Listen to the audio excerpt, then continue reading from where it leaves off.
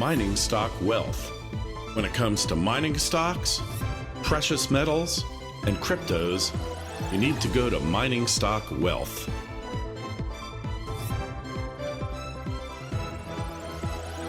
Mining Stock Wealth. Welcome. I'm Kerry Lutz. It's 7/26/21, and well, what's going on with home sales? Time to buy, time to sell.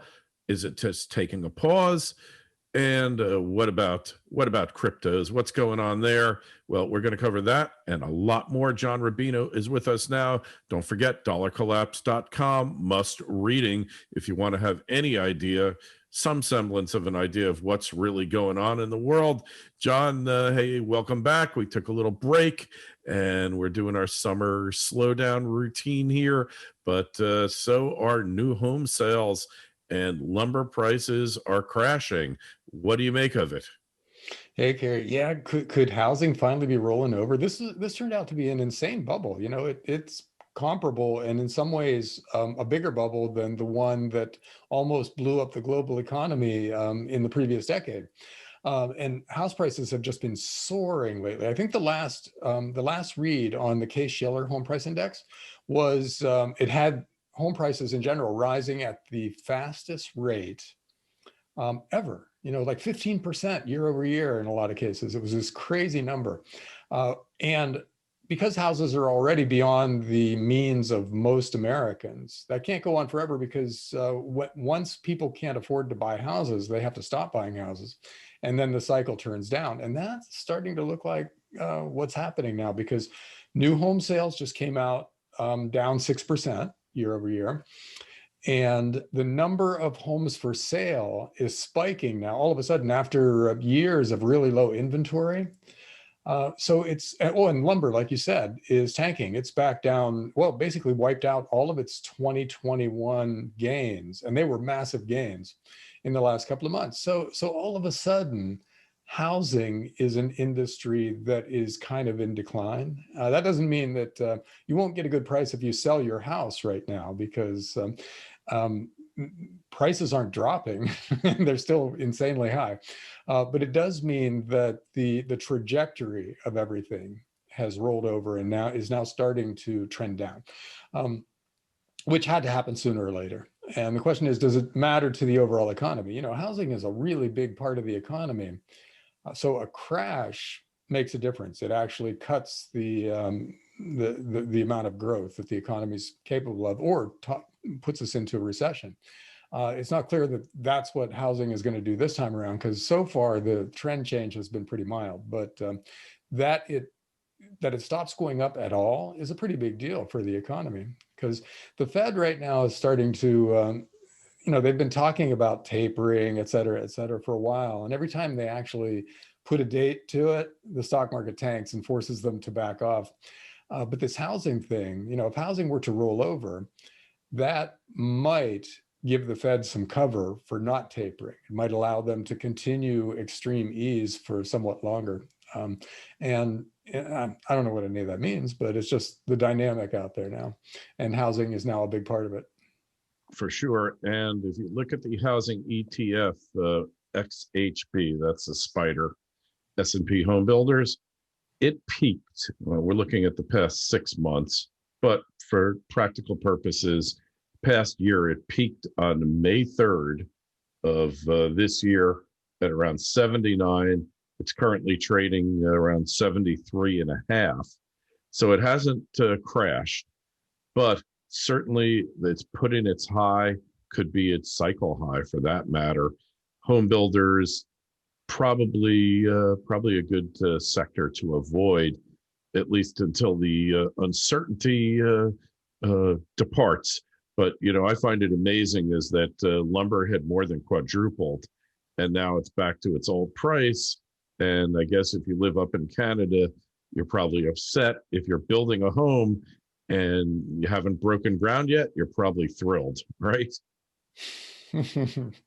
Yeah. A lot of people, actually, I was talking to a home builder, and I think I told this story maybe a month ago on your show, but he was telling me that they were as busy as they'd ever been 3 or 4 months ago. And then everybody started canceling projects because the price of lumber and a lot of other things, push the ultimate cost of the house beyond the means of the people who were building it, because they would have had to eat into their retirement savings to cover the overruns. So they just put everything on hold. So this guy, this home builder who had been really busy was all of a sudden a lot less busy building houses, but he was still spending all his time explaining the price increases to all his customers.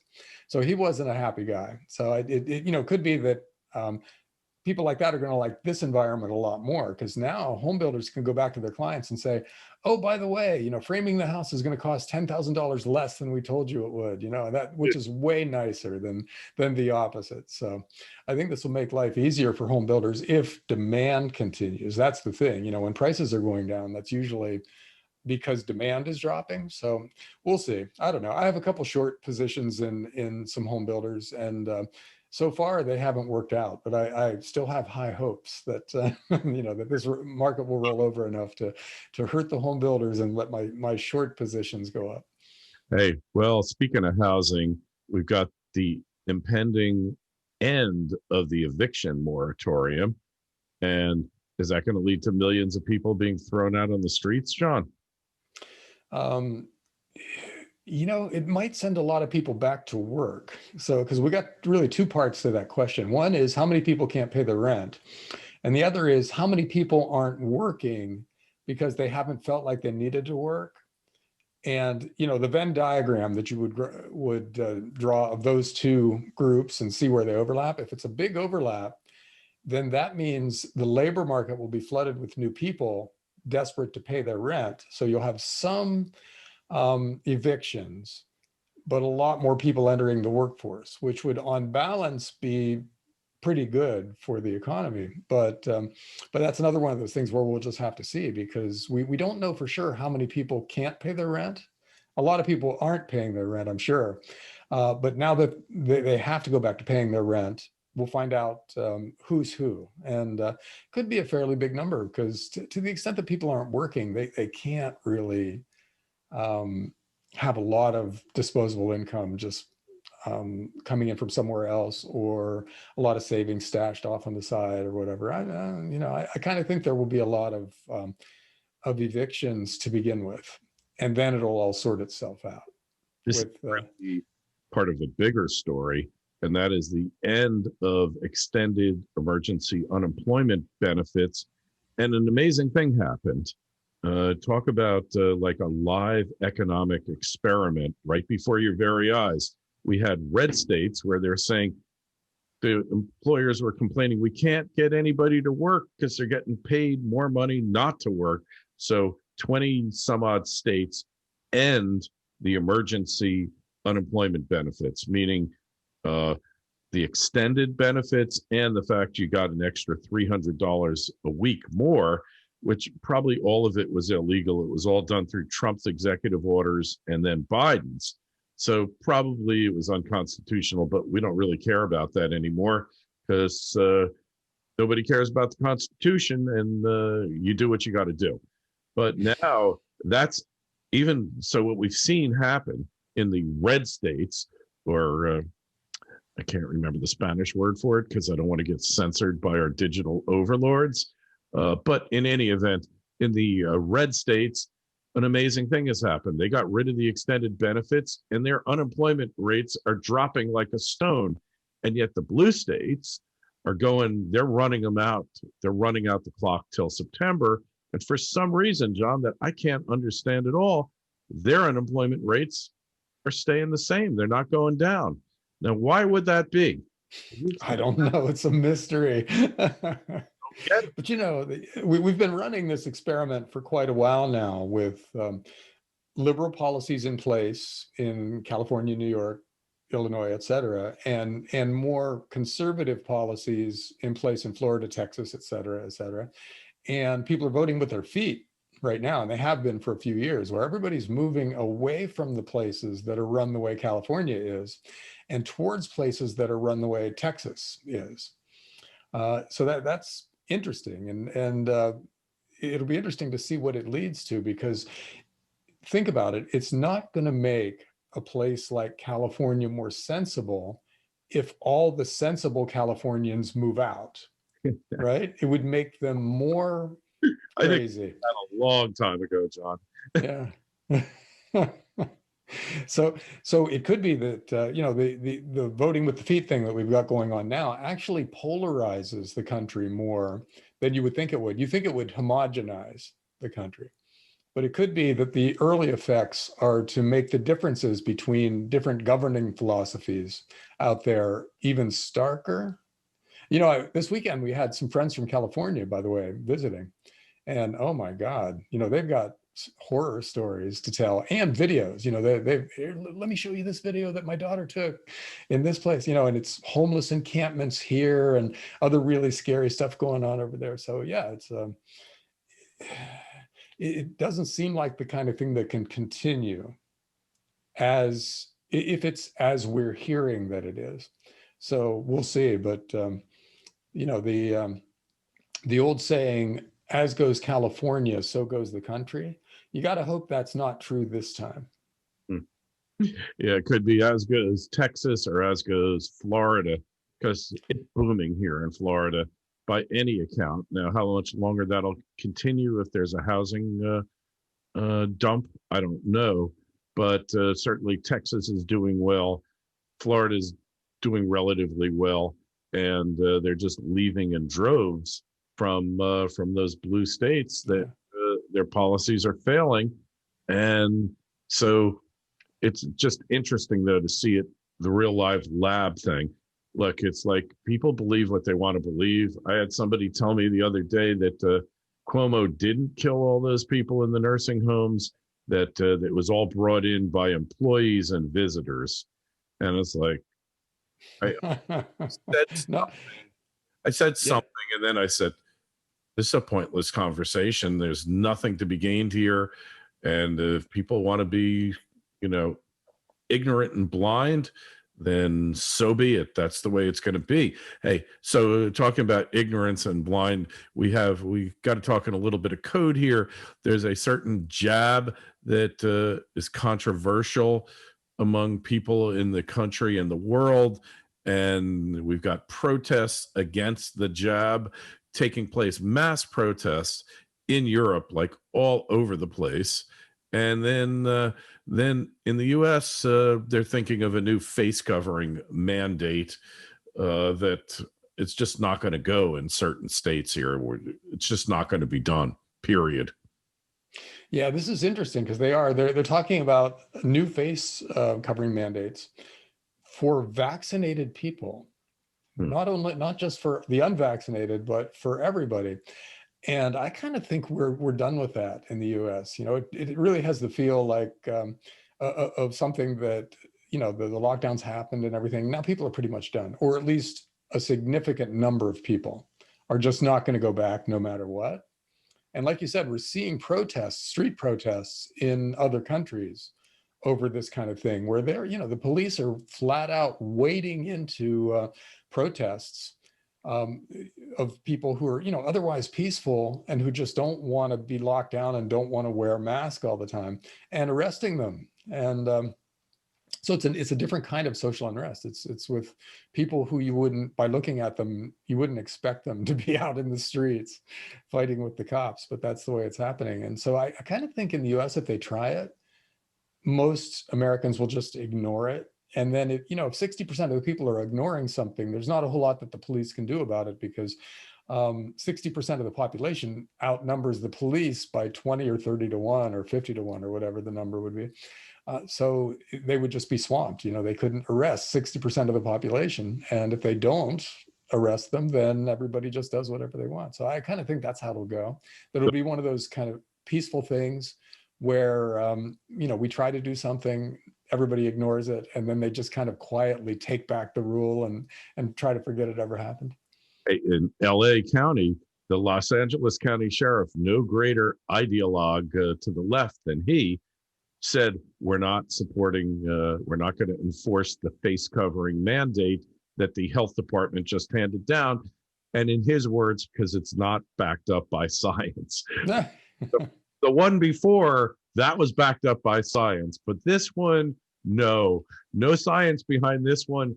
and we got too much stuff to do. We have too many homeless that we have to give a limo service to try to save them from dying on the streets. We just can't be bothered with any face covering mandate. That to me was like, okay, you lost the sheriff of Los Angeles County, which I think 45% of LA County is unincorporated in the jurisdiction of the sheriff. You're finished. End of discussion. And that's in California, no less. So forget it. So what about these earnings reports? They look like they're going to be pretty substantial, but they've already been baked into not just this cake, this birthday cake, but probably two more birthday cakes down the road, right? Oh yeah, today's stock prices in general include great earnings for like the next 5 years, because that's what it would take to get us to a normal price earnings ratio on the Standard and Poor's 500. So yeah, I don't think earnings will matter for most companies because, like you said, it's already baked into their share price. Bad earnings would matter, that would probably crash a lot of stocks out there. But where it might matter is in the gold mining sector. Because the big miners, at $1,800 an ounce gold, the big miners are making a lot of, well, if not, they may not be making a lot of money, but they're generating a lot of cash flow, that's kind of two different things from an accounting standpoint, but cash flow is what really matters. And if they're generating a lot of free cash, that's, first of all, that's just good in and of itself, but furthermore, it allows them to pay off debt and raise their dividends, and then to go out and make acquisitions to increase their reserves. First, when you get some free cash flow, you raise your dividend or pay off debt, because that's the conservative thing to do after a long drought. But when it's gone on for a while, then you start thinking about building an empire. And we're probably a year away from that stage. In other words, another year of good free cash flow for the big miners. And they're going to be out there buying up everybody else in sight. And it's going to be this feeding frenzy that sends the junior miners through the roof. But in the meantime, good numbers will probably help, or at least support to an extent, the price of the gold miners. So this is a really nice time fundamentally for that sector, because gold is holding up pretty well. It's right around $1,800 an ounce still right now, which is a good high price. And with what we're going into, which is the best seasonal time for precious metals, and a really volatile time probably for financial assets, which will lead the Fed to promise QE to infinity. Pretty good time, for precious metals, and a very good time for the miners. So I think that the junior miners are just, in some cases, the really high quality junior miners are just such obvious buyout candidates that it's almost too easy right now. That's what it feels like. Some of these guys, they've already kind of outlined mines that would be attractive to the big miners. So all they have to do is wait now for the big miners to start feeling that new free cash burning a hole in their pockets and come a calling. So I think the next year will be characterized by a lot of M&A action in the mining sector, with a lot of the big guys buying out a lot of the little guys at nice premiums. Yeah, I have no doubt that it's going to happen. And we're seeing buyouts. Intel just bought a big, huge one. You're starting to see the M&A pick up for sure. So it's just a matter of time. Hey, our commander in chief looks like his mental state, some people just discovered there might be an issue with his cognitive state of cognitive decline. I guess they just noticed. What happened? There's a comedian named Bill Maher. Oh yeah. Who a while ago, when Biden first took office, he came out and he lamented the fact that comedians didn't have any as much material from Biden, because there was nothing you could make fun of him for, which just seemed like an outrageous statement then. And now, my God, but Biden is doing those things where he gets up and makes a little set speech, and then he kind of drifts off topic, and it's just word salad. It's a paragraph that makes absolutely no sense at all. So all of a sudden, people are starting to pick up on the fact that he's not completely there. He's not the Joe Biden of 20 years ago. Well, and wasn't all there either. Yeah, I mean, he was always kind of gaffe prone, but he was pretty sharp back in the day. Where, I mean, he could string a few sentences together that made some sense, even if we disagreed with his policies and stuff. But now, geez. So anyhow, it's coming to light. His poll numbers are dropping, and people are starting to say it publicly. You know, people are starting to make fun of Joe Biden's cognitive situation. And that's fairly new for us. I mean, towards the end of Ronald Reagan's second term, Mhm. his age was really showing, you know, and we know now in retrospect that that was the early stages of Alzheimer's. But Joe Biden is really just starting, you know, he's in his first year. So it'll be interesting to see where this goes. All the people in Congress who've got cognitive issues, Nancy Pelosi for sure, uh, you know, she's had them for quite some time. And a number of senators, you know, they're like, they really need to consider assisted living uh, because otherwise, if they all stick around there forever, you know, they might as well just turn the Capitol into an assisted living facility and let them stay there forever till they die.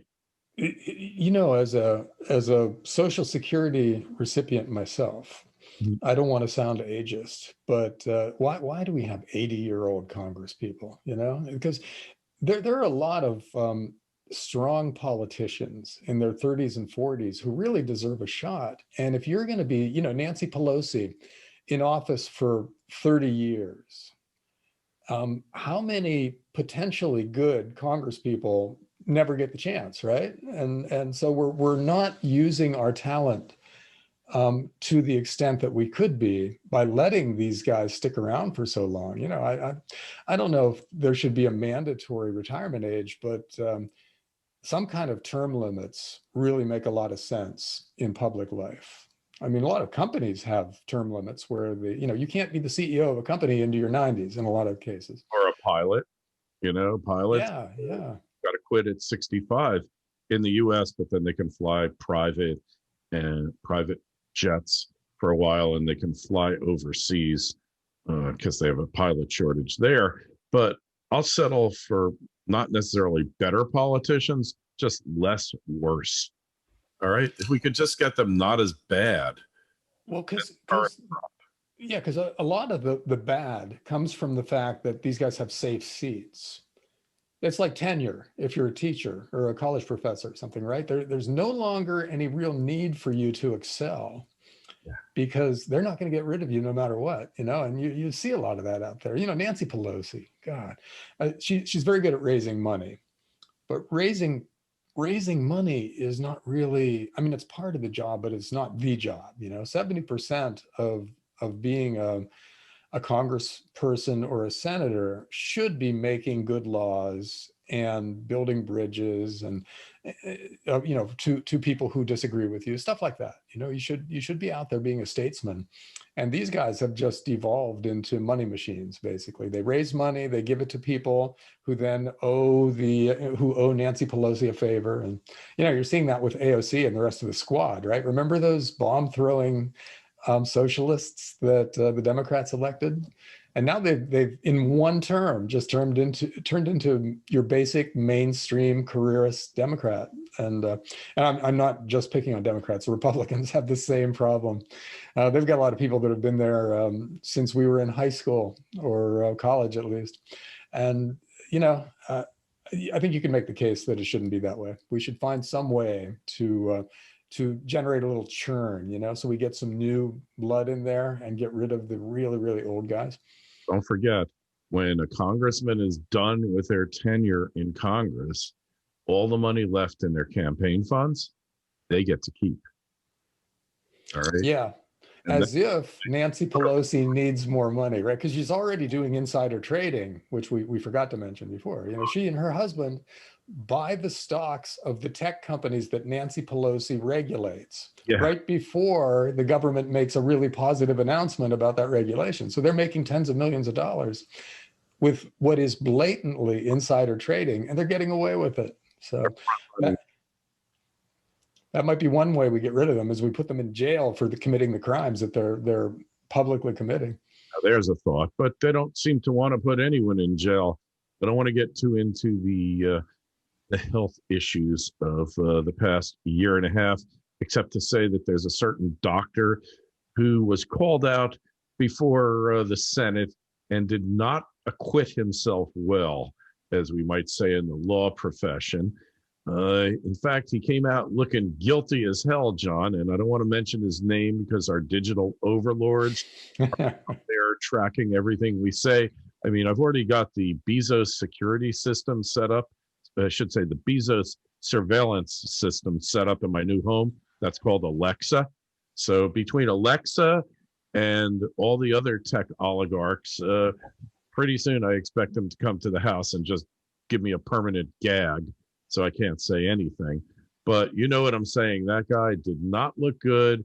He was caught with his hand in the cookie jar, and he was eviscerated by a certain libertarian-leaning senator. How's that for code? That narrows it down quite a bit. But Only one. yeah, so here's what we kind of know now. The US was funding what is obviously gain-of-function research in China on the coronavirus and related viruses. So we were doing that and pretending that we weren't doing that. That unnamed doctor was just going before Congress and saying, no, we do not do that. We do not fund that. You don't know what you're talking about. And it turns out, based on documents that nobody claims are false, that we were indeed doing that, so it's completely possible now. We don't know anything for certain yet, but it's looking possible that the coronavirus pandemic implicates both the US government and China at the same time. It's like we were all involved in that and we all share some blame for it. So it's understandable that nobody wants it to go that way, right? Because a lot of people would have to answer for a lot of things if that's the way it turned out. And it's looking like it's possible that that's where we're going, which will make this next year really fascinating, because that's not the kind of thing you can hide, even with today's mainstream media, because even they are having to admit now that the lab leak thesis is at least possible. It's not some crazy conspiracy theory. We still don't know the answers to any of this stuff for sure, but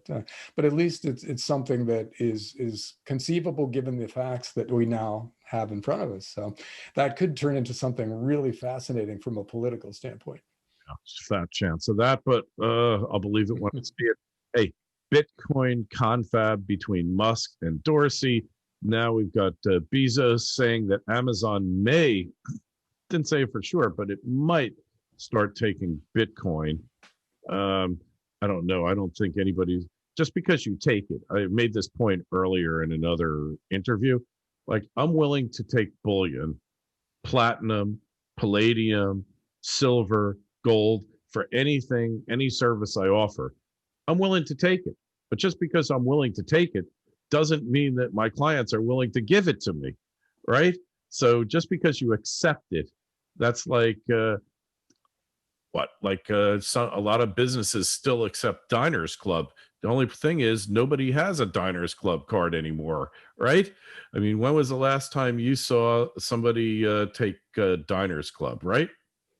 Yeah, it doesn't mean that Bitcoin is home free and that it's a competing currency, but this is a lot of corporate acceptance out there, because PayPal is talking about accepting Bitcoin, and the credit card companies are seriously looking at it, and some of the big investment banks are now offering their clients Bitcoin storage and trading services. So there's some acceptance going on out there among some really high-powered corporations and money managers. The question is, what happens when that starts to threaten the Federal Reserve? Because if you can buy a Tesla with Bitcoin, that kind of makes it money.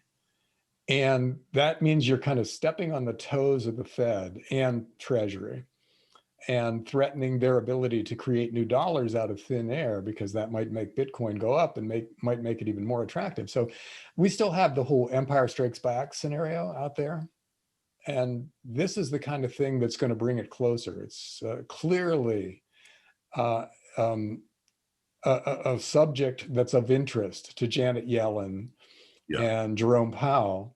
And the question is, what are they going to do about it? And again, it's another interesting thing that's going to happen in the next year, where they have to figure out whether they're going to fight it or co-opt it or do something else, or just stand back and let it happen. I don't know. I don't know. I don't think they really know either, because the idea that they understand this stuff is just as far-fetched as the idea that I completely understand this stuff. They don't have any special knowledge about any of this. They're just people, reasonably well-educated people who have very bad economic models that they've been acting on for the past 30 or 40 years.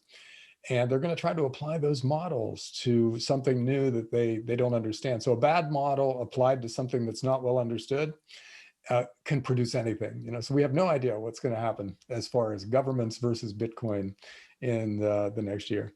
For sure. Hey, and just one point on that, a close friend of mine had a friend who worked at the Boston Fed, and this was 6-7 years ago, and I'd mentioned it before on the show.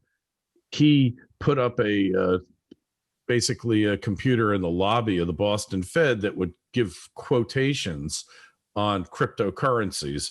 And until that, like, virtually nobody at the Fed had ever heard of Bitcoin or anything else.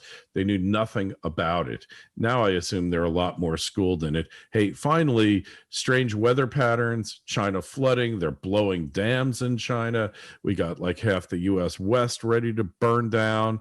And we've gotten a lot of rain in Florida lately. What are your thoughts, John? My thoughts are, I don't like this. We had a monster heat wave out here on the West Coast. And, most of the Pacific Northwest doesn't get big forest fires because it's damp. So the forests are wet enough that they don't burn. But, 2 weeks of that 95 to 100 degree temperatures that we had here for a while would create a tinderbox. So a lot of the things that are happening right now are very scary. Already, most of the West is burning. It's another fire season out here, but it could be a lot worse, because drying out the Pacific Northwest would be a whole different thing, because these are really dense forests out here that have a lot of undergrowth because they haven't ever burned. So everything that falls just kind of stays there until it goes back to dirt. So a fire sweeping through here would be an inferno. So that is one thing. But you're seeing floods and things in places where they don't normally get them this severely, like Germany, I guess it was, that had a monster flood just lately that they're still trying to clean up from. And a lot of people died. And China, as you said, they have a lot of floods, but they're having another big one this time around. So weather tends to be variable, and you tend to get crazy things every once in a while. But this is a kind of it's a lot happening all at once, and it's very disturbing, because I would hate to think those climate change models are real. I've been going on the assumption that we don't have the ability to model climate in the long term, and we don't even predict weather in the short run very well. And you hate to see those models start to have some predictive ability, because their long-term predictions are horrendous. So I'm gonna continue to think that weather and climate are two different things. But what's been happening lately is really disturbing, maybe because it affects me. So much of our opinions, I think, are personal, and they are for me a lot of the time. It's hard to separate what just happened to me from what I think about the world in general. And that's kind of where I am now with this, because stuff is happening to me and I really don't like it. Hey, in China, it's a little bit far out there from us, on the other side of the world. Remember when you were a kid and you dig a hole and they say, you keep digging and you'll get to China eventually. Well, the Three Gorges Dam, which is the largest dam in the world, also produces a lot of hydroelectricity. It's impaired. They've denied it, but from my studies, from reviewing the experts out there who don't work for them and aren't compromised, it appears to be impaired. The structure, it's just a matter of time. If it's not this season, it'll probably be another one. And this season looks really bad, at least as bad as last year. Plus, they had a major earthquake there. And this was like last week. So, It's kind of like building a skyscraper on a barrier island in Miami and then being surprised when the thing collapses because you should have never been building there in the first place, even though you have a great view and it's fun to walk out your door and just go into the ocean. But there are risks involved. And the risks at the Three Gorge just keep going higher, in my estimation. We'll see how long it lasts. But it's definitely, weather is always changing, whether it's climate change or whether it's just the natural course of events. We don't really know, but hey, that doesn't mean we shouldn't try to find out and have a legitimate debate about it. I think that's it for this week, John. Just go over to dollarcollapse.com, sign up for John's newsletter, sign up for ours at financialsurvivalnetwork.com. Your emails are always welcomed at kl@kerrylutz.com. We'll get to them next week. John, or I should say the week after. We'll talk to you in 2 weeks. Okay, see you, Kerry. Mining stock wealth. When it comes to mining stocks, precious metals, and cryptos, you need to go to Mining Stock Wealth.